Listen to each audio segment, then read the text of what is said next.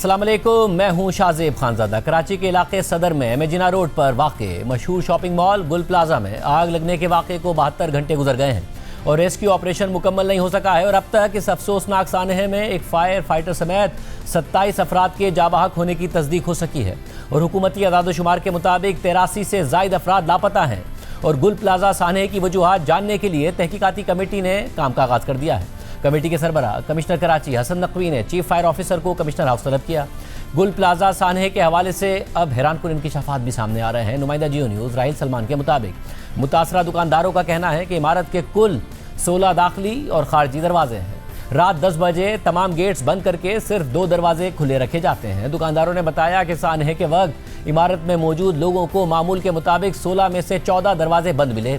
इमारत में कोई इमरजेंसी एग्जिट नहीं था और आग इंतहाई तेजी से फैल रही थी। पूरी मार्केट में धुआं ही धुआं भर चुका था। दुकानदारों ने बताया कि आग के वक्त बिजली बंद थी, किसी को कुछ समझ आ रहा था ना नजर आ रहा था। भगदड़ मची हुई थी। धुएं की वजह से महसूर अफराद को सांस लेने में शदीद दुश्वारी थी और वाक़े के वक्त दुकानों पर वर्कर्स और गाहक मौजूद थे। दुकानदारों के मुताबिक आग लगने के कुछ देर बाद कुछ लोग बेहोश होकर जमीन पर गिर पड़े। दुकानदारों ने बहुत से लोगों को अपनी मदद आपके तहत ही इमारत से बाहर निकाला। साथ ही नुमाइंदा जियो न्यूज़ राहिल सलमान ने chief fire officer Humayun Khan से बात की है। खबर के मुताबिक चीफ फायर ऑफिसर ने कहा है कि रेस्क्यू ऑपरेशन मुकम्मल होने में 15 रोज भी लग सकते हैं। बहुत बड़ा रकबा है। मलबे को हटाने के दौरान आग भड़क रही है। गुज़िश्ता रोज़ काफ़ी कैश रेस्क्यू ऑपरेशन के दौरान रिकवर करके मुतल्लिका इदारों के हवाले किया। 3 दिन से हम यहाँ मुसलसल काम कर रहे हैं। हमने पहली और दूसरी मंजिल की सर्चिंग की। दूसरी मंजिल पर हीट काफ़ी ज़्यादा है। गुज़िश्ता रोज़ छत पर बनी पार्किंग से 32 गाड़ियाँ भी उतारी हैं। चीफ फायर ऑफिसर के मुताबिक पहले रोज़ आग की शिद्दत काफ़ी थी, करीब से ऑपरेशन नहीं कर सकते थे। हमारा एक फायर फाइटर शहीद हो गया, फिर भी हम पर तनकीद की जा रही है। हमारा सियासत से कोई ताल्लुक नहीं है। शहर में फायर स्टेशन की बहुत कमी है। इस शहर में हज़ारों फायर टेंडर्स दरकार हैं। 21 फायर स्टेशन के फंड के साथ 28 फायर स्टेशन चला रहे हैं।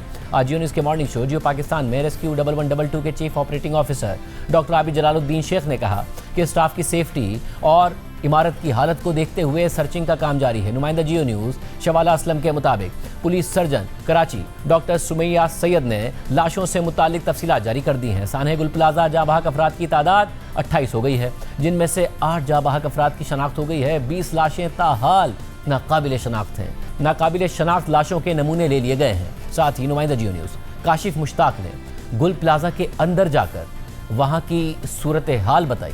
प्लाजा में आग लगे चौथा रोज हो चुका है। इस वक्त हम आपको एक्सक्लूसिव मनाजिर दिखाते हैं। चूंकि हम गुल प्लाजा के अंदर पहुंच चुके हैं, ना सिर्फ रेस्क्यू ऑपरेशन जारी है बल्कि सर्चिंग का अमल भी जारी है। फर्स्ट फ्लोर को जो है वो क्लियर कर दिया गया है और हम भी एहतियाती तदाबीर इख्तियार करते हुए अपने साथ मास्क हमारे साथ मौजूद है और हम फर्स्ट फ्लोर पर पहुंचे हैं। यहाँ अब भी टेम्परेचर काफ़ी ज़्यादा है।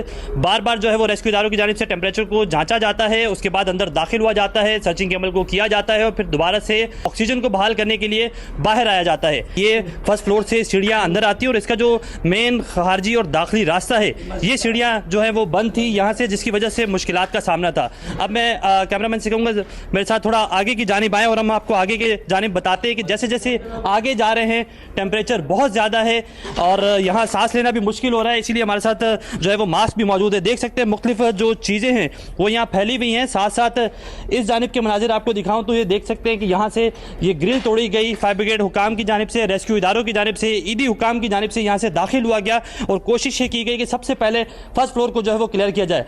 आगे जैसे जैसे जा रहे हैं टेम्परेचर बहुत ज़्यादा है। ये बिल्कुल एक मेन हॉल है, जगह जगह ग्रिल्स मौजूद थी। फायर ब्रिगेड हुकाम की जानिब से बताया जाता है कि इन ग्रिल्स की वजह से जो है वो काफ़ी ज़्यादा मुश्किलात का सामना रहा अंदर दाखिल होने के लिए। और उसके बाद कोशिश करूँगा कि यहाँ से थोड़ा सा और अंदर जाऊँ एहतियाती तदाबीर इख्तियार करते हुए और आपको अंदर के मनाजिर भी दिखाते हैं। इस वक्त हम फर्स्ट फ्लोर पर गुल प्लाजा के सेंटर में पहुँच चुके हैं और यहाँ भी हीट बहुत ज़्यादा है। रेस्क्यू एहलकार जो हैं वो यहाँ काम करते हुए दिखाई दे रहे हैं। जो गर्मी के साथ साथ हम देख सकते हैं कि यहाँ अंधेरा भी बहुत ज़्यादा है। सर्च लाइट की मदद से काम कर रहे हैं। हम भी सर्च लाइट की मदद से कोशिश करेंगे कि थोड़ा आगे जाया जाए। सांस लेना मुश्किल हो रहा है, लेकिन ये आप देख सकते हैं कि रजाकार यहाँ काम कर रहे हैं और ये तमाम तर दुकानें, ग्रिल्स यहाँ मौजूद है और ये बिल्कुल सेंटर पॉइंट है गुल प्लाजा का। फर्स्ट फ्लोर है, ये दुकानें हैं, तमाम तर दुकानें जो है वो इस वक्त जो है वो तबाह हाली का मंजर पेश कर रही हैं और रेस्क्यू इदारों की जानिब से अब भी यहाँ कोशिश जारी है कि सर्चिंग के अमल को मुकम्मल करने के बाद दूसरे और तीसरे फ्लोर पे भी जाया जाए और वहाँ भी जो है वो सर्चिंग के अमल को यकीनी बनाया जाए। जो रेस्क्यू के एहलकार यहाँ काम करें, मैं कोशिश करूँगा कि उनसे बात करें थोड़ी सी। बाहर आप देख रहे हैं कि टेम्परेचर बहुत ज़्यादा, लेकिन हम जो SOPs हैं उनको फॉलो करते हुए जितना हो रहा है, क्योंकि अभी जो यहाँ लवाकिन मौजूद है उनके मुताबिक ये दुबई ग्रोसरी शॉप है, इसमें तकरीबन उनके 8 से 10 जो रिलेटिव्स हैं वो यहाँ पर है, जिसकी बिना पे ये जो सामान है ग्रोसरी का ये हटा के चेक किया जा रहा है कि कहीं कोई क्लू मिल जाए। बिल्कुल सीढ़ियों की मदद से हम इस वक्त सेकंड फ्लोर पर जा रहे हैं, लेकिन मैं अपने कैमरामैन से कहूँगा पहले आपको सीढ़ियों का रास्ता दिखाए कि यहाँ मुकम्मल तौर पर सीढ़ियों का रास्ता भी जो है वो भी मुनक़ता हो गया है। इमारत का जो एक हिस्सा है वो गिरा है और वो उस सीढ़ियों को भी डैमेज किया है। एहतियाती तदाबीर हमने इख्तियार की हुई है। साथ साथ जो रेस्क्यू काम है हम उनसे जानने की कोशिश करते हैं। गुज़श्ता 4 रोज़ से गुल प्लाजा में हमारा ऑपरेशन चल रहा है और अभी भी कंटिन्यू हम देखें फर्स्ट फ्लोर सेकंड फ्लोर 2 हिस्सों में हमने टीमें डिप्लॉयमेंट की हैं और दोनों तरफ रेस्क्यू ऑपरेशन, लेकिन हीट बहुत ज़्यादा है सर। सर्चिंग का अमल जारी है, सारे जो वसाइल हैं वो बैरोकार लाते हुए कोशिश कर रहे हैं कि जितना जल्दी हो सके रेस्क्यू इदारों, फायर ब्रिगेड के साथ और दीगर जो इदारे इस ऑपरेशन में हिस्सा ले रहे हैं सबके साथ मिलकर मुश्तरका ऑपरेशन को मजीद तेज़ किया। तमाम तर रेस्क्यू एहलकारों को, तमाम तर इदारों को हम भी ये कहेंगे कि उन्होंने हिम्मत की और हिम्मत के साथ साथ यहाँ इस टेम्परेचर को बर्दाश्त किया है। बहुत ज़्यादा टेम्परेचर है, हम भी कोशिश करेंगे कि यहाँ से वापस नीचे की जानिब जाएं और अपने आप को महफूज मकाम पर ले जाएं। गुल प्लाजा के अंदर के मनाजिर आपको दिखा रहे थे, बेशतर दुकानें आपको दिखाई हैं, इसी तरह की सूरत हाल है। दुकानदार बड़ी तादाद में बाहर मौजूद हैं। जो लोग अभी भी अंदर दबे हुए हैं उनकी जो लिस्ट मुरतब की गई है, उनके जो लवाकिन हैं, अहले खाना हैं, वो बाहर मौजूद हैं और वो भी अपने प्यारों का इंतजार जो है वो कर रहे हैं।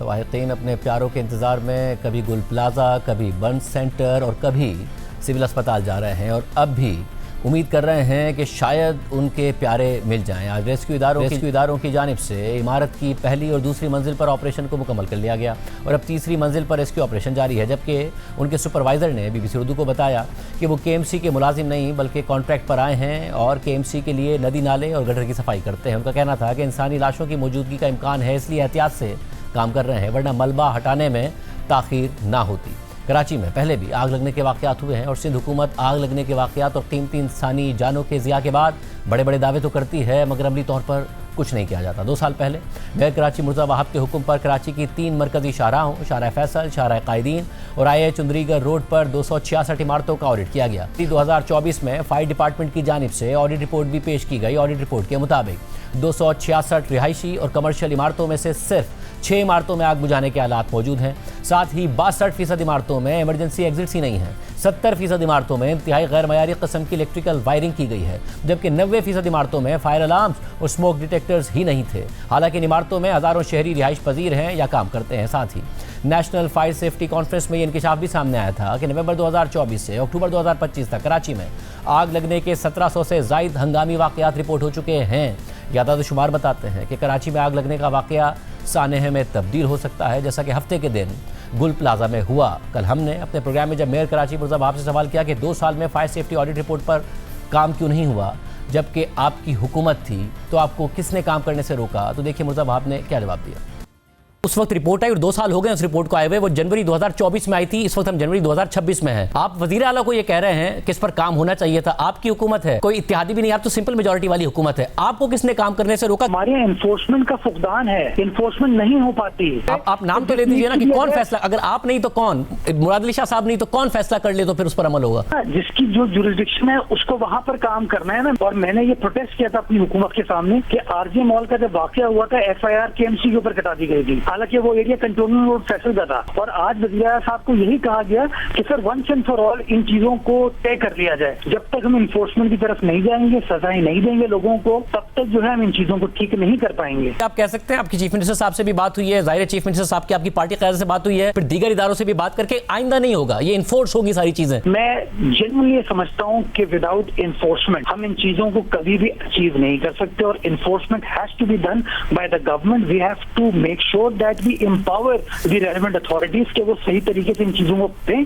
और हम उनको बैक करें। मैंने ये मोदबाना गुजारिश चीफ मिनिस्टर के सामने भी रखी और चीफ मिनिस्टर साहब ने इस बात से इत्तेफाक किया। Put pressure on the government, put pressure on me कि जिन चीजों को इन्फोर्स करने की जरूरत है और मेरे ऊपर कोई रुकावट आएगी मैं आपको बताऊंगा।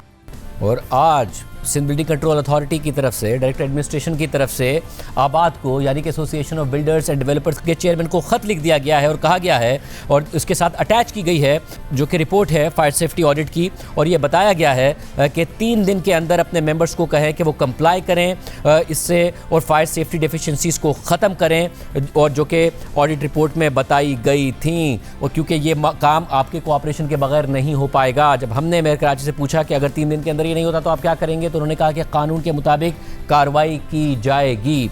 इस वक्त क्या सूरत हाल है, काशिफ मुश्ताक नुमाइंदा जियो न्यूज़ गुल प्लाजा कराची से हमारे साथ मौजूद है। फिर सिंध हुकूमत का मौक़िफ़ भी मालूम करेंगे। काशिफ मुश्ताक, बहुत शुक्रिया। काशिफ, आज आप दिन में गए और जो मनाजिर आपने दिखाए उसमें नज़र आ रहा है कि जो रेस्क्यू एहलकार हैं उनके लिए कितना मुश्किल है अंदर काम करना, कितनी गर्मी है, आपके लिए रिपोर्ट करना वहाँ पर कितना मुश्किल हो रहा था। अभी भी ज़ाहिर 85 कहा जा रहा है गुमशुदा हैं और 28 की तस्दीक हुई है जाबाहक अफराद की। क्या बहुत लंबा टाइम लग जाएगा? इस वक्त क्या इक्विपमेंट नहीं है, सूरत हाल ऐसी है, क्या देख रहे हैं आप? बहुत शुक्रिया शाहजेब। आज हमारी जब फायर चीफ ऑफिसर से सुबह सवेरे बात हुई तो उनकी जानिब से बताया गया कि आज चौथा रोज़ है और आज जो है वो तीनों फ्लोर को जो है वो क्लियर कर लिया जाएगा, लेकिन हमें मुमकिन तौर पर ये लगता है कि सर्चिंग का अमल मुकम्मल नहीं हो सकता है। गुज़िश्ता रोज़ जब फर्स्ट फ्लोर को क्लियर किया गया तो वहाँ से 8 लाशें जो है वो निकाली गई थी जिन्हें सिविल अस्पताल मुंतकिल किया गया। आज सेकेंड फ्लोर पर काफ़ी ज़्यादा टाइम लगा है और सेकेंड फ्लोर का अब ये कहा जा रहा है कि उसे भी कंप्लीट कर लिया गया और थर्ड फ्लोर पर दाखिल हो गए। जब मैं आज इस बिल्डिंग के अंदर गया तो फर्स्ट फ्लोर का जो टेम्परेचर जांचने के लिए एक आला नस्ब किया गया है उस पर 55 से 60 डिग्री सेंटीग्रेड था। और शाहजेब आपको बताऊं कि किसी दीवार को, किसी ग्रिल को या किसी भी चीज़ को हाथ नहीं लगाया जा सक रहा था, इतनी ज़्यादा तपिश थी। और साथ साथ तपिश के जब फायर ऑफिसर की जानिब से पानी का छिड़काव किया गया है तो फर्श पर पानी भी मौजूद है जिसकी वजह से हीट बहुत ज़्यादा हो रही है। तो पहले फ्लोर को क्लियर कर लिया गया है, दूसरे फ्लोर को क्लियर कर लिया गया है, लेकिन अब सर्चिंग का अमल तीसरे फ्लोर पर जारी है। बिल्कुल 85 के करीब अफराद की लिस्ट बना दी गई है जिसमें से 51 फैमिलीज़ के जो DNA सैंपल्स हैं वो लिए गए हैं और 20 नामालूम जो लाशें हैं उनके भी सैंपल जो है वो लिए गए हैं और जो मुतलका हुकाम हैं उन्हें भिजवाए गए हैं लेबॉर्ट्रीज़ में ताकि इनकी तस्दीक हो सके। अब तक 8 अफराद की लाशें जो है उनकी शनाख्त हो गई है। हमारी इन्वेस्टिगेशन के हवाले से पुलिस से जब बात हुई या फिर जब मैंने खुद भी गुल प्लाजा के अंदर का आज विजिट किया है तो देखा है तो कोई भी जो सीढ़ी है, स्टेयर्स है, वो कंटिन्यूटी में नहीं है। अगर आप फर्स्ट फ्लोर से सेकंड फ्लोर पर जाते हैं तो एक सीढ़ी है, एक सीढ़ी के बाद वो फ्लोर ख़त्म हो जाता है। शायद एक बड़ी वजह थी कि जब लोग वापस निकलना चाह रहे थे तो सीढ़ी की कंटिन्यूटी की ना होने की वजह से एक फ्लोर से दूसरे फ्लोर पर वो मुंतकिल नहीं हो पा रहे थे। अब फायर ऑफिसर की जानिब से ये भी खदशा जाहिर किया जा रहा है कि जैसे कि फर्स्ट फ्लोर के एक सराउंडिंग से ही गुज़िश्ता रोज़ जो है वो 8 लाशें मिली हैं तो थर्ड फ्लोर पर भी जो है वो इस तरह की कंडीशन मुमकिन तौर पर हो सकती है। इसलिए बड़े एहतियात के साथ जो है वो ये ऑपरेशन किया जा रहा है चूँकि टेम्परेचर तीनों फ्लोर पर बहुत ज़्यादा था और जिसकी वजह से ना सिर्फ हम बल्कि जो भी फायर का अमला यहाँ काम कर रहा है वो ऑपरेशन करता है, करने के बाद थोड़ी देर के लिए बाहर आता है चूँकि ऑक्सीजन की बहुत ज़्यादा कमी हो जाती है और साथ साथ टेम्परेचर बहुत ज़्यादा है। तो इन तमाम तर चीज़ों को एहतियाती तदबीर इख्तियार करते हुए ना सिर्फ सराउंडिंग में काम किया जा रहा है, मलबा हटाया जा रहा है और साथ साथ जो लोगों का सामान है, दुकानदारों का, उन्हें हटाया जा रहा है। हमने गुज़िश्ता रोज़ जब निशानदेही की कि छत पर जो गाड़ियाँ मौजूद हैं उन्हें हटाने का काम किया जाना है तो 50 से ज़ायद मोटरसाइकिलें अब भी छत पर मौजूद हैं जबकि गाड़ियाँ काफ़ी हद तक जो है वो क्रेन की मदद से गुज़िश्ता रात ही जो है वो हटा ली गई थी।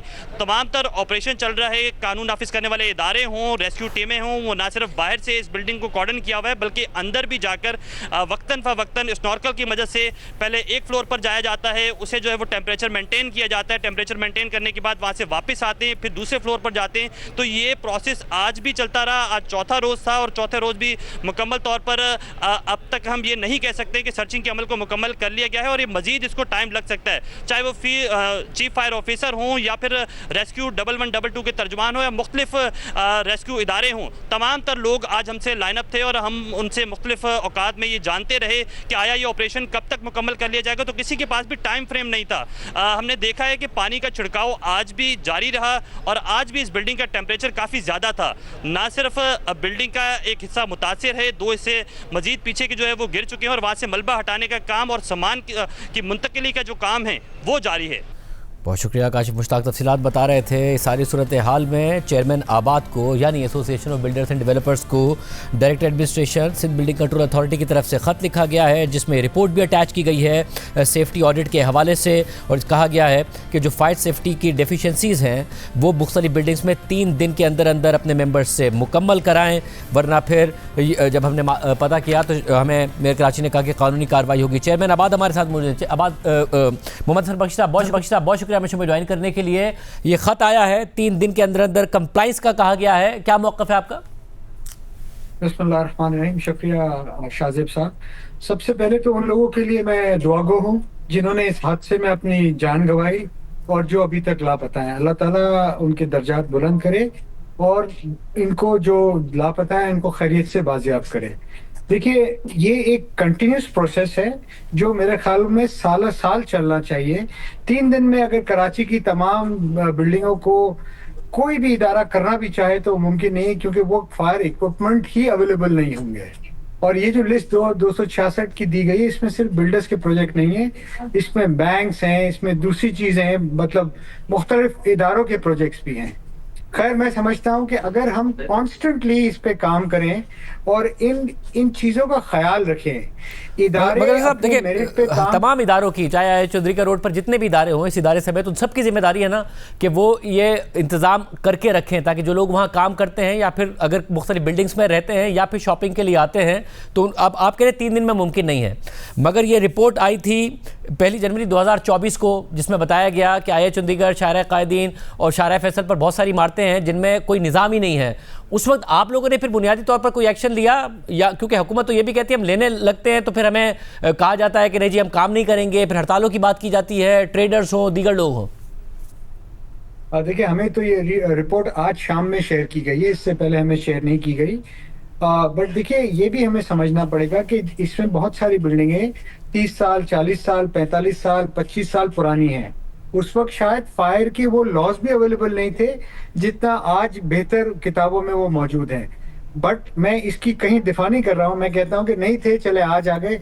आज हम सब ने मिलके इस कमी को दूर करना चाहिए, बट हमें प्रैक्टिकल होना चाहिए। पर देखिए शाजिब साहब, अगर इदारों में पैसे लेके चीजें फोरगो की जाएंगी तो देखिए कॉम्प्रोमाइजेस होंगे।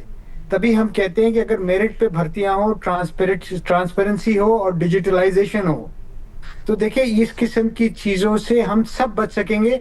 ये सिर्फ वो बिल्डिंग का जिक्र नहीं है, बाकी बिल्डिंगों में आपके मेरे दोस्त, यार, रिश्तेदार, भाई बहन रहते हैं। This could happen, this can happen anywhere.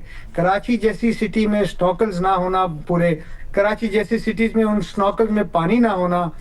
अब थोड़ा सा हमें फेडरल गवर्नमेंट को भी और प्रोविंशियल गवर्नमेंट को भी और लोकल गवर्नमेंट को भी, जिसमें मैं मेयर साहब को भी मुखातिब कर रहा हूँ, हम सब ने कराची के इंफ्रास्ट्रक्चर और बेसिक जरूरियात पे अब वो इन्वेस्टमेंट करना चाहिए जो उसकी जरूरत है, जो कराची वाले इस वक्त मांग रहे हैं। और साहब मुझे ये जो आपने दरमियान में बात की, इसका मुझे बताइएगा कि पैसे लेके लेट गो कर दिया जाता है, क्या ये अभी नई तामीरात में भी ये हो रहा है कि जी पैसे दिए, काम चला लिया, फायर एग्जिट प्रॉपर नहीं है, फायर सेफ्टी का मैकेनिज्म प्रॉपर नहीं है?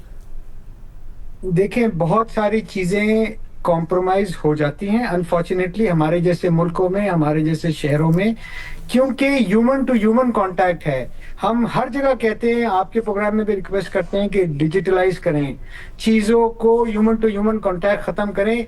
दुनिया में ये करप्शन खत्म ही ऐसे हुई है, पर ना जाने क्यों ना हमारा लैंड रिकॉर्ड डिजिटलाइज होता है, ना हमारा अप्रूवल प्रोसेस होता है, ना हम थर्ड पार्टी वेरिफिकेशन कराने को तैयार हैं। साहब, और ये भी बताएगा कि आप आबाद के हद तक ये अपने तमाम मेंबर्स से कहेंगे कि वो ये कंप्लायंस को यकीनी बनाएं, लोगों की जान खतरे में पड़ जाती है? इसमें कोई दो राय नहीं है। हमारे जो मेंबर्स की पिछले 15-20 साल में बिल्डिंगें बनी हुई हैं, उसमें बेशतर बिल्डिंगों में अच्छा कंप्लायंस है। बट इससे पहले भी जो बिल्डिंगें बनी हुई हैं, और अगर वो हमारे मेंबर हयात हैं, मैं आपके चैनल के थ्रू उनसे रिक्वेस्ट भी करूंगा। मैंने अपने सारे व्हाट्सएप ग्रुपों को ये डाल दिया है कि हमें फिल फॉर इस पे कंप्लायंस करना है, क्योंकि there is nothing more important than human life, even one human life. ये तो यहाँ दर्जनों लोग इस वाकये में लुकमा अजल बन गए हैं।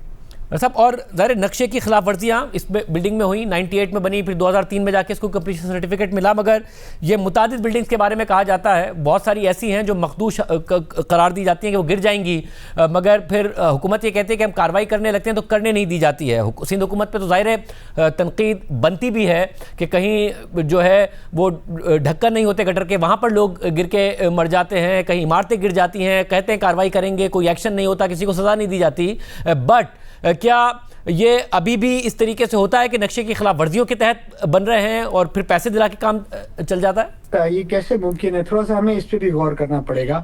हमने एक तजवीज़ दी थी कि please bring the best man from the private sector and give him the market based salary, और ट्रांसपेरेंसी से काम होने दें, ट्रांसपेरेंसी से काम करने दें, और सबको एक ही लाठी से आके हर एक के लिए एक कानून होना चाहिए, चाहे वो छोटा बिल्डर हो, चाहे वो दरमियाना बिल्डर हो, चाहे वो बहुत बड़ा डेवलपर या बिल्डर या बहुत कनेक्टेड हो। जब तक हम ये नहीं करेंगे, इस किस्म के वाकयात और इस किस्म की खराबियां सिस्टम में पैदा होती रहेंगी और लोग उससे यकीनन फायदा उठाते रहेंगे ऑन बोथ साइड, चाहे वो बिल्डर डेवलपर हो या वो ब्यूरोक्रेसी में बैठे हुए अफसरान हो। तो देखिए, हमें होलिस्टिकली सोचना चाहिए, ये हमारा शहर है और आपकी आवाज बहुत मजबूत है शाहजेब साहब। प्लीज आप डिजिटलाइजेशन को प्रेस करें, आप कहें कि बेहतरीन पाकिस्तान का आदमी लाके यहाँ रखें और उसको मार्केट बेस्ड सैलरी आबाद देने को तैयार है। जितनी भी तनख्वाह बेहतरीन आदमी रखें, मेरिट पे तैनाती हो, मेरिट पे काम हो, ताकि इस किस्म के वाकयात से हम सब बच सकें।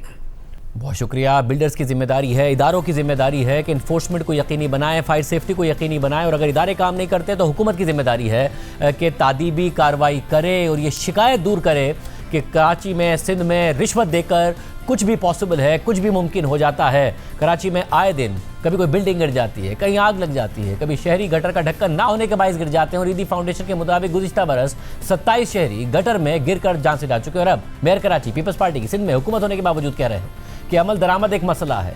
सारी सूरत पर बात करेंगे। हमारे साथ मौजूद हैं वजीर बल्दियात सिंध नासिर हुसैन शाह साहब। शाह साहब, बहुत शुक्रिया हमें ज्वाइन करने के लिए। साहब, 2024 जनवरी में रिपोर्ट आती है जिसमें फायर ऑडिट कराते हैं मेयर खुद।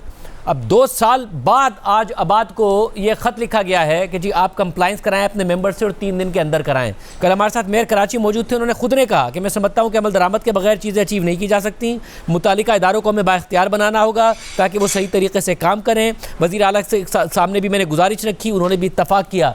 आपका अपना मेयर 2 साल बाद कह रहा है कि मैंने वज़ीर आला के सामने सिफारिश रखी, हमें इदारों को मजबूत बनाना है, और आज 2 साल बाद आबाद को ख़त लिखा जा रहा है सिंध बिल्डिंग कंट्रोल अथॉरिटी की तरफ से। बिस्मिल्लाहिर्रहमानिर्रहीम, अल्लाहुम्मा सल्ली अला मोहम्मद व आले मोहम्मद। एक तो बहुत ही अफसोसनाक वाक़या हुआ जिस पे ज़ाहिर है दुखी दिल है और सब भी उस पे गमज़दा हैं, लेकिन जो आपने अभी बात कही है और ये एक आई ओपनर भी है गवर्नमेंट के लिए भी, और फिर उन प्लाज़ा या जितनी ये बिल्डिंग्स बन रही हैं वहाँ पे रहने वालों के लिए भी, कि जो रूल्स हैं, जो रेगुलेशंस हैं, उन पर अमल किया जाए। और जिस तरह आपने कहा कि ये आबाद को भी लेटर लिखा गया है, और वैसे भी सीएम साहब ने कल ये इंस्ट्रक्शंस दी हैं कि एक तो जितने भी प्लाज़ा और इस तरह की बिल्डिंग्स हैं वहाँ पे फायर अलार्म जो है वो तो फौरी तौर पर लगा दिए जाएं, और उसके साथ साथ दीगर भी जो इक्विपमेंट्स हैं, दीगर चीज़ें हैं, वो भी वहाँ पे यकीनी बनाई जाएं, ताकि अगर खुदा न खास्ता कहीं कोई ऐसी सूरत हाल होती है तो कुछ तो फौरी काबू पा लिया जाए जब तक फायर ब्रिगेड की गाड़ियाँ हैं या दीगर इदारे 1122 या और लोग वहाँ पे पहुँचें। तो इन पर ज़रूर अमल कराया जाएगा। बिल्कुल इस वक्त तक नहीं हुआ, इसके लिए हम बरीउल ज़िम्मा नहीं हैं, हमारी कोताहियाँ हैं, ज़ाहिर है ये पहले हो जाना चाहिए था। और लेकिन अब भी अगर इस पर आगे भी अमल होता है तो एक अच्छी सूरत हाल निकल आएगी। और मतलब अगर कैसे होगा, क्योंकि जो चेयरमैन आबाद हैं वो कह रहे थे कि आप मुकम्मल डिजिटाइज कर दें निज़ाम को, अच्छे लोग लेके आएँ, डिजिटाइज हो। वो कह रहे हैं आबाद तनख्वाह देने को तैयार है। अभी जो है इतना ज़्यादा मामला है, रिश्वत का, पैसे लेके काम चल जाता है, रूल्स की खिलाफ वर्जी हो जाती है। ज़ाहिर है उन लोगों की भी जिम्मेदारी है जो पैसे दे के रूल्स की खिलाफ वर्जी करते हैं, मगर हुकूमती साइड पर अगर ऐसे इदारों में लोग मौजूद हैं तो आप प्राइवेट सेक्टर के जरिए ह्यूमन इंटरेक्शन कम करके, डिजिटाइज करके इस मामले को आगे बढ़ाइए ना, क्योंकि यहाँ तो शहर में आवे का आवा बिगड़ा हुआ है। जी बिल्कुल, और आबाद वालों के साथ हमारा क्लोज कोऑर्डिनेशन है। बख्शी साहब के साथ मीटिंग्स भी हुई हैं और इस पर इंशाल्लाह अमल कराया जा रहा है। उनके यहाँ भी जो आबाद का दफ्तर है, वहाँ भी एक हम अपना सब ऑफिस उन्होंने कहा है कि वहाँ पे भी आप कोई अफसर बिठाएं और दीगर चीज़ों पे भी जो है अमल होगा।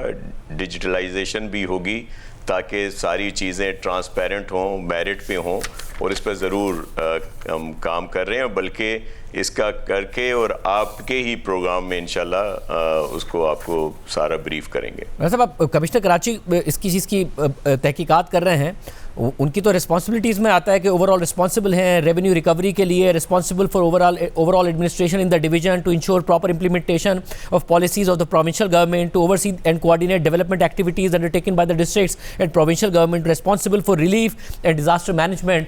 तो आपको लगता है जिन लोगों पे जो बुनियादी तौर पर जिम्मेदार हैं वो तहकीकात कर रहे होंगे, तो कोई फेयर तहकीकात हो रही होंगी इस सारे मामले की? जी बिल्कुल, इसके लिए प्रॉपर तहकीकात हो रही हैं और चीफ मिनिस्टर साहब ने कमिश्नर और पुलिस चीफ कराची के साथ उनको कहा है कि वो इस पे तहकीकात करें। और फिर वहीं पे ही बिज़नेस कम्युनिटी से ही एक ऑप्शन आया था कि फोरेंसिक लैब जो है पंजाब में, उनको भी उसमें रखें, तो उनको भी वो कोऑप्ट कर रहे हैं ताकि फेयर इंक्वायरी हो और जो भी इसमें है वो सामने आ जाए बात, ताकि नहीं। मगर शाह साहब, पहले तो चीफ मिनिस्टर साहब को खुद भी जवाब देना पड़ेगा ना कि जब मेयर कराची ने खुद ने जनवरी 2024 में एक ऑडिट कराया था, उसके ऊपर 2 साल से आपकी हुकूमत ने कुछ किया क्यों नहीं? चीफ मिनिस्टर साहब ने कुछ एक्शन क्यों नहीं लिया? जब नजर आ रहा था, बार बार मुतादिद कॉन्फ्रेंसेस में बताया जा रहा था कि 1700 फायर्स तो सिर्फ 1 साल में लगे। नवंबर 2024 से अक्टूबर 2025 तक कराची में 1700 फायर के वाकयात हुए हैं। बार बार बताया जा रहा है कि इमारतें ऐसी हैं कि इलेक्ट्रिकल फायर हो सकता है, कनेक्शंस ऐसे हैं, हालात बहुत बुरे हैं, तो कुछ नहीं किया 2 साल तक। देखें, वो रिपोर्ट जो है, मैं भी उस मीटिंग में था, वो अभी चीफ मिनिस्टर साहब को उसकी कॉपी दी गई, उससे पहले उनको ये रिपोर्ट्स नहीं भेजी गई। तो चीफ मिनिस्टर का तो ज़ाहिर है इसमें कोई वो नहीं है कसूर, क्योंकि उनको ये रिपोर्ट ही नहीं मिली थी, और इसकी भी ज़ाहिर है होगा कि वो उनके पास ये रिपोर्ट क्यों नहीं पहुंची। मतलब मेयर कराची ने चीफ मिनिस्टर तक नहीं पहुंचाई रिपोर्ट? शाह साहब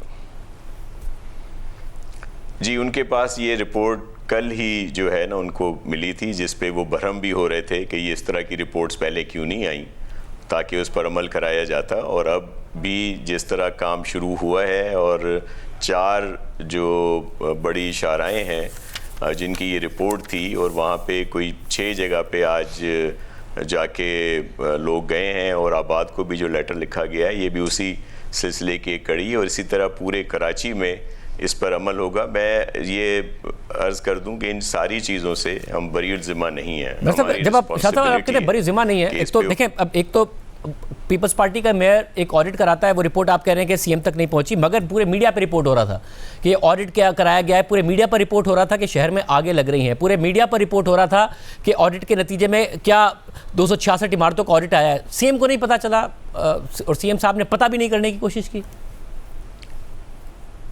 देखें, कल उस मीटिंग में मैं था जिस पे सीएम साहब ने बरहमी का इजहार किया, और जो हकीकत है मैं आपको बता रहा हूँ, और मज़ीद इसकी ज़ाहिर है इसकी भी इंक्वायरी हो रही है कि उनके पास ये क्यों नहीं पहुँचाई गई और आगे किस तरीके से बढ़ा जाएगा नाउ, क्योंकि शाह साहब सिर्फ ये नहीं है, आगे भी बहुत सारे प्लाजा हैं। गुल प्लाजा के करीब ही मोबाइल मार्केट है, सदर की इलेक्ट्रॉनिक्स मार्केट है, एम ए जिना रोड पर थोड़ा सा आगे जामे क्लॉथ, लाइट हाउस और फिर बोल्टन मार्केट है, इसके करीब ही जोड़िया बाज़ार है। इसके अलावा शहर के मुख्तलिफ इलाकों में लालू खेत है, ऐसी मार्केट्स मौजूद है जहाँ के हालात गुल प्लाजा से भी या तो बहुत बुरे हैं या मुख्तलिफ नहीं है। कारोबारी औकात में बहुत ज़्यादा रश होता है, चलने की जगह तक नहीं होती है। इन मार्केट्स और बाज़ारों में भी इमरजेंसी की सूरत में कोई इंतजामात नज़र नहीं आते हैं, क्या किया जाएगा? आप बिल्कुल बजा फरमा रहे हैं और ऐसी ही सूरत हाल है, लेकिन जैसे मैंने कहा कि ये वाक़या एक आई ओपनर है और इस पे गवर्नमेंट भी अपना मुकम्मल तौर पर काम करेगी, और जो प्लाज़ा या बिल्डिंग ओनर्स हैं उनको भी इसमें काम करना है। इंसानी ज़िंदगी सबसे ज़्यादा अजीज़ है, सबसे ज़्यादा अहम भी है, और बाकी माली नुकसानात भी बहुत अहम हैं, लेकिन उनका बदावा हो जाता है, नेमुल बदल है। लेकिन इंसानी जानों का कोई नेमुल बदल नहीं है, कोई मदावा नहीं है। तो इसलिए सबको मिलकर काम करना है, लेकिन ये जिम्मेदारी गवर्नमेंट की है, हमारी है कि हम इस पर इम्प्लीमेंट कराएं। और इस वक्त सब एक पेज पे हैं कि इन सारी चीज़ों पर अमल होना चाहिए ताकि आइंदा कोई इस तरह का हादसा ना हो। मगर शाह साहब, आमतौर पर वाक़या होता है, ज़ाहिर हुकूमत इंक्वायरी का ऐलान करती है, मुतादिद वाक़यात में सज़ाएं सामने नहीं आई हैं। क्या ये भी एक ऐसा वाक़या तो नहीं है जिसमें ट्रेजिडी हो गई, ज़ाहिर अंडर प्रेशर आ जाती है गवर्नमेंट जब मीडिया के ऊपर बात हो रही होती है, या फिर लवाहिकीन सामने आते हैं और फिर 2-3 दिन बाद मीडिया से खबर हटती है और हुकूमत से प्रेशर भी ख़त्म हो जाता है और फिर बात आगे बढ़ जाती है? देखें, ये वाक़या जो है ये मीडिया का प्रेशर या दीगर चीज़ों से बढ़कर है। ये वो इंसानियत अगर है किसी में तो जाहिर है इसको ज़रूर इस पर अमल कराएगा। और मैं समझता हूँ कि चीफ मिनिस्टर साहब और हमारी पूरी टीम जो है इस पर अमल करेगी कि आइंदा इस तरह के वाक़यात ना हों। और खुदा न खास्ता अगर कहीं पे कोई इस तरह का वाक़या होता है तो ये सारी चीज़ें हों जिसमें वो हेल्पफुल हों कि कोई इतना बड़ा सानिया ना हो जो ये अभी गुल प्लाजा का सानिया हुआ है। साहब, और ज़ाहिर ये जो इम्प्लीमेंटेशन का मामला है, अब आबाद को 3 दिन का ख़त लिख दिया गया है, ये नहीं होता, हुकूमत फिर ज़ाती तौर पर इसकी इंस्पेक्शन करना और ये सारे के सारे मामलात करेगी। अगेन मैं आपसे कह रहा हूँ कि फिर दूसरी तरफ से एतराज़ ये आता है कि लोग आते हैं, पैसे मांगते हैं और पैसे खा के काम आगे बढ़ जाता है। ये नहीं हो रहा होगा, इसके लिए कैसे यकीनी बनाएंगे?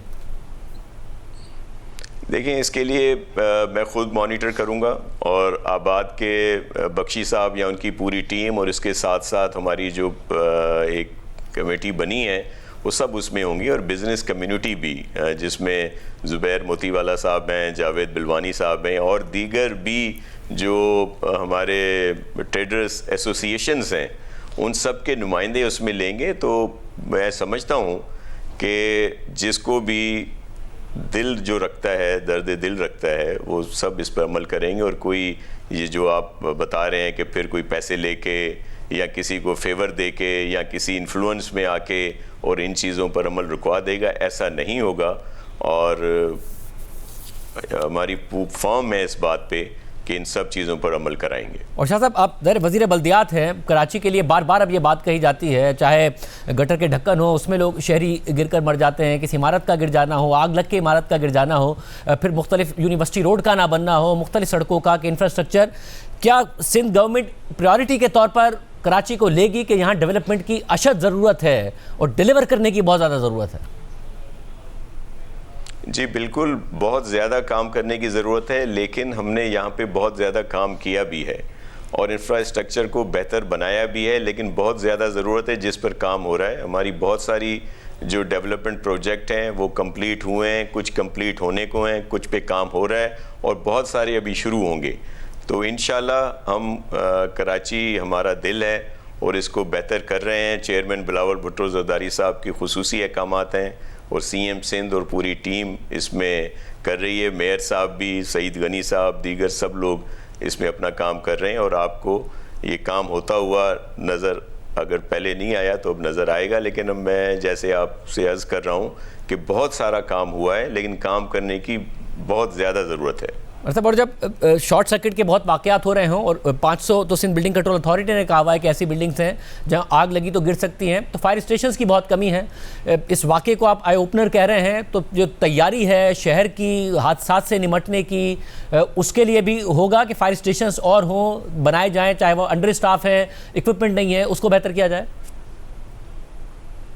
जी बिल्कुल, इस पे भी मीटिंग हुई है और इसके साथ साथ 1122 का महकमा भी है। अभी उस पे यही सामने बात आई है कि इशू ये होता है, देखें अब भी जब ये सानिया हुआ, इस आग लगी तो उसके फौरी वहाँ पे फायर ब्रिगेड की गाड़ी पहुँची 10 से 15 मिनट के अंदर अंदर, लेकिन नौयत शदीद थी तो फिर उन्होंने दूसरों को इतला दी, वो सब लोग आए और पानी आने जाने में इश्यूज़ हुए। तो अभी ये कोशिश की जा रही है कि इस तरह के भी एफ़र्ट्स लिए जाएं कि थोड़े ही फासले पे पानी अरेंजमेंट हो ताकि गाड़ियों को ज़्यादा दूर ना जाना पड़े।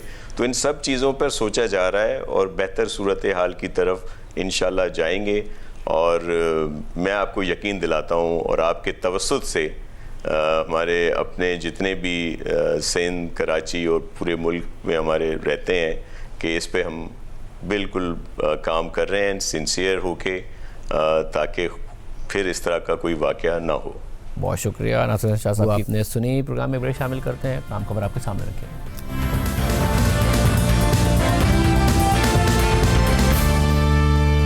पाकिस्तान के बैनुल-अक़वामी ताल्लुकात पर मनफी तरीके से असरअंदाज होने की भारतीय हुकूमत की एक और कोशिश नाकाम हो गई है, बल्कि खुद भारत के लिए सिफारती शर्मिंदगी का बाइस बन गई है।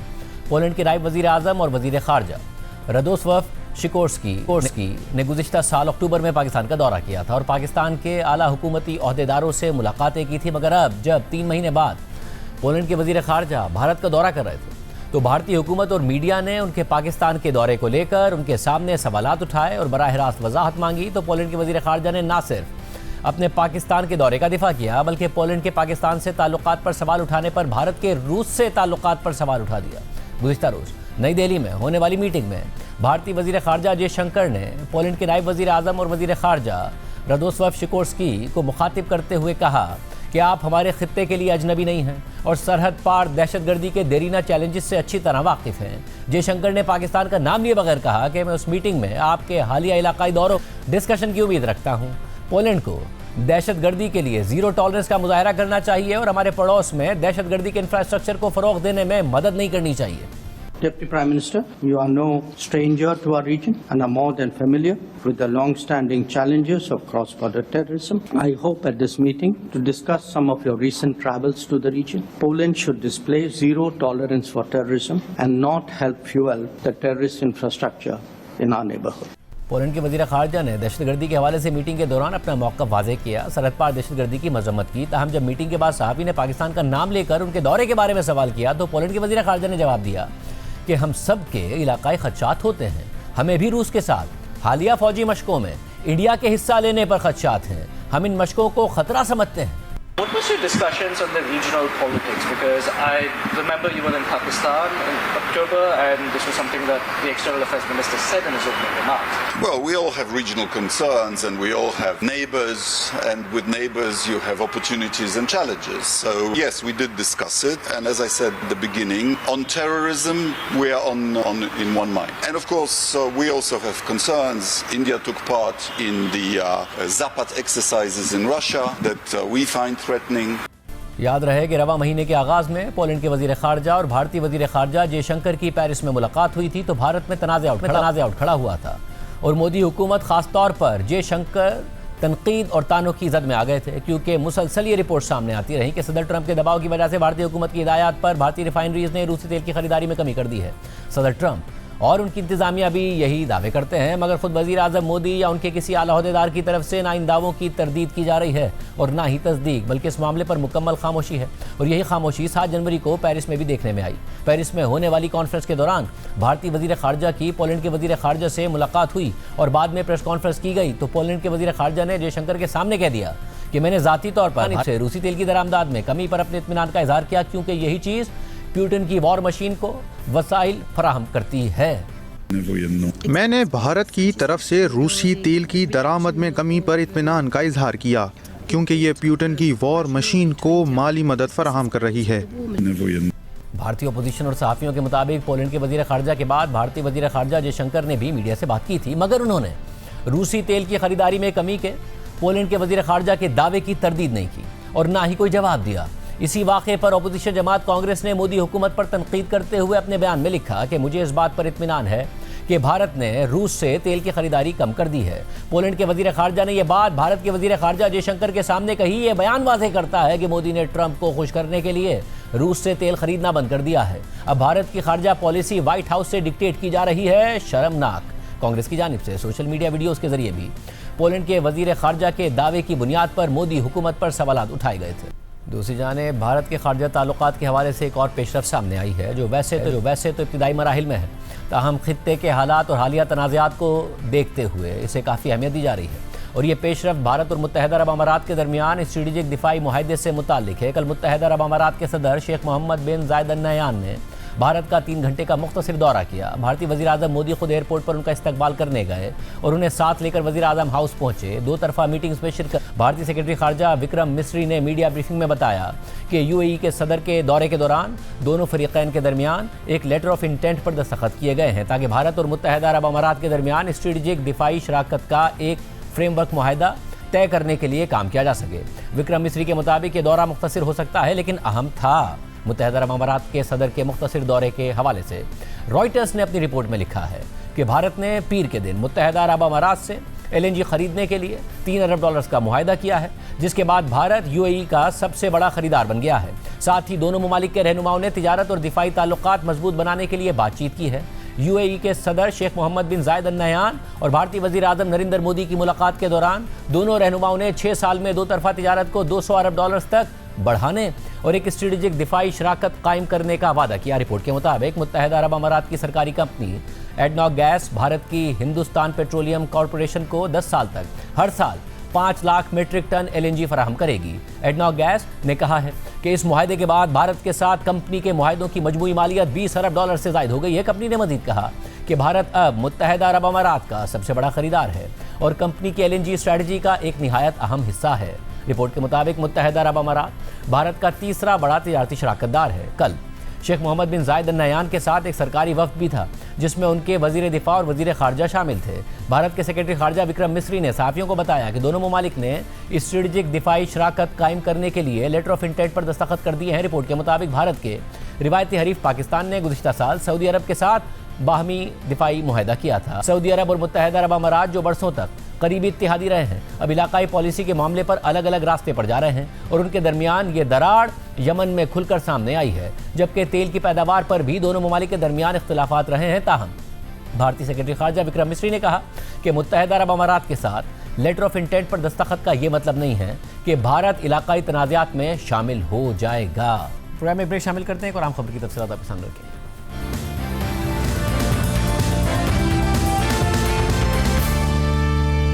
दहशतगर्दी के खिलाफ जंग के हवाले से वफाकी वुज़रा और DGISPR की तहरीक इंसाफ की पॉलिसियों और खैबर पख्तूनख्वा की मौजूदा और साबका हुकूमत पर तनकीद के बाद आज खुद वज़ीर आज़म शहबाज शरीफ ने इस हवाले से बात की और दहशतगर्दी और अफगानिस्तान के हवाले से तहरीक इंसाफ की मौजूदा और साबका पॉलिसियों को तनकीद का निशाना बनाया है। खैबर पख्तूनख्वा सिक्योरिटी वर्कशॉप के शुरुआत से खिताब करते हुए वज़ीर आज़म ने कहा कि 2018 के बाद PTI हुकूमत की जानिब से दहशतगर्दों को रिहा करने और वापस आबाद करने की फाश गलती की गई, जिससे दहशतगर्दी के नासूर ने दोबारा सर उठाया। दहशतगर्दी के मुकाबले के लिए फिर KP फ्रंट लाइन स्टेट था, रहा है। 2018 के बाद फिर वो क्या वजह है कि ये इस नासूर ने दोबारा सर उठाया? ये फाश गलती उस वक्त की गई और फिर सवात से सैकड़ों दहशतगर्दों को रहा किया गया और अफगानिस्तान से हजारों लोगों को कहा कि आप आएं और आके पाकिस्तान में रहें। और ये है वो बड़ी वजह कि दोबारा दहशतगर्दी ने पाकिस्तान में सर उठाया। बाज़ जगहों पर और KP उनमें शामिल है, तरक्की जो होनी चाहिए थी वो माफ़ कीजिए नज़र नहीं आती। इस मरतबा इस बात का फैसला होना होगा कि अफगानिस्तान पुरअमन तौर पर रहना चाहता है कि नहीं चाहता। आज एक तरफ जहां वज़ीर आज़म ने खैबर पख्तूनख्वा हुकूमत के दहशतगर्दी के खिलाफ जंग में किरदार पर बात की, तो वहीं दूसरी तरफ आज कौमी असम्बली में भी इस हवाले से बहस हुई है। वज़ीर मुमलिकत बराए दाखिला तलाल चौधरी ने कहा कि खैबर पख्तूनख्वा PTI की पॉलिसीज़ और सूबाई हुकूमत की नालायकी की वजह से जल रहा है। KP या फाटा क्यों जल रहा है? ये PTI की पॉलिसीज और हुकूमत की नालायकी की वजह से जल रहा है। दहशतगर्दी 2017-18 में खत्म हुई, हर सूबे ने अपने अदारे बनाए। मुझे ये बताइए, जिस सूबे में सबसे ज्यादा दहशतगर्दी है CTD क्यों नहीं बनी? आधे से ज्यादा KP में CTD नहीं है, फोरेंसिक लैब नहीं है, सेफ सिटीज पेशावर जैसे शहर में चौथा हिस्सा नहीं मुकम्मल किया। तहरीक इंसाफ के रहनुमा सद कैसर ने इस हवाले से कहा कि नेशनल एक्शन प्लान पर मुकम्मल तौर पर अमल दरामद होना चाहिए। ये देखना पड़ेगा कि इस प्लान पर अमल दरामद ना होने का जिम्मेदार कौन है। पाकिस्तान तहरीक इंसाफ ये समझती है कि नेशनल एक्शन प्लान पे मुकम्मल तौर पर अमल दरामद होना चाहिए और उस वक्त जो नेशनल एक्शन प्लान बनना था तो तहरीक इंसाफ उसका हिस्सा था। ये देखना पड़ेगा कि कौन जिम्मेदार है कि उस नेशनल एक्शन प्लान पे अमल दरामद नहीं किया। हम हमेशा कहते हैं कि दहशतगर्दी एक लानत है, एक नासूर है और हम दहशतगर्दी का मुकम्मल खात्मा चाहते हैं। इसके अलावा चेयरमैन सेनेट यूसुफ रज़ा गिलानी ने PTI की हिमायत से मुंतखब होने वाले मजलिस वहदत मुस्लिमीन के अल्लामा राजा नासिर अब्बास को सेनेट में कायद हिज़्ब इख्तिलाफ मुकर्रर कर दिया है। इससे पहले स्पीकर कौमी असम्बली अयाज सादिक PTI के हिमायत याफ्ता महमूद खान अचकज़ई को कौमी असम्बली में कायद हिज़्ब इख्तिलाफ मुकर्रर कर चुके हैं, जिसके बाद तहरीक इंसाफ का एक मुतालबा पूरा हो गया और अब पीटीआई रहनुमाओं ने अडियाला जेल में कैद इमरान खान से मुलाकात की कोशिशें तेज़ कर दी हैं। आज तहरीक इंसाफ के 14 सेनेटर्स ने इमरान खान से मुलाकात के लिए इस्लामाबाद हाई कोर्ट में दरख्वास्त जमा कराई है, जबकि चेयरमैन तहरीक इंसाफ बैरिस्टर गौहर खान और सेक्रेटरी जनरल सलमान अकरम राजा के अलावा पीटीआई रहनुमा सद कैसर ने बीबी के केसेस समाअत के लिए मुकर्रर करवाने के लिए इस्लामाबाद हाई कोर्ट के चीफ जस्टिस सरफराज डोगर से मुलाकात की कोशिश की, मगर उन्हें कामयाबी ना मिल सकी। आज के प्रोग्राम में इतना ही, दीजिए। अल्लाह हाफ़िज़।